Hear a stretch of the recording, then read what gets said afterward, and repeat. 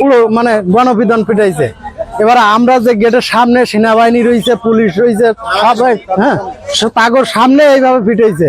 হ্যাঁ, যে সেনাবাহিনী থাকাকালীনই যে পিটালো, এই জায়গাটাই খুবই কষ্ট লাগতেছে। এই ছাড়া আমার কোনো কষ্ট নাই। যে সেনাবাহিনী পুলিশ যেখানে আছে তারপরও যদি এইভাবে মাথা পিটোয়, আত্মহত্যা করাচ্ছি।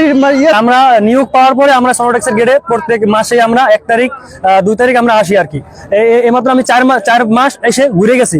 মেয়েদের ঢুকায়, ছেলেদের ঢুকায় না। মেয়েদের ঢুকানোর পরে ইন্টারভিউ নেওয়ার পরে তাদেরকেও বের করে দেয়, আর ছেলে 2-1 নেয়, তাও রেফারেন্সের মাধ্যমে। যেরকম আমরা কোঠা বিরুদ্ধে আন্দোলন করছিলাম, সেরকম কোঠার মাধ্যমে এখানে ছেলে নেওয়া হয়, এছাড়া কোনো ছেলে নেওয়া হয় না। বলছে আমরা অনেকক্ষণ দাঁড়াইছিলাম, পরে বলছে তোমরা লাইন ধরে থাকো, এক এক করে ডাকবো।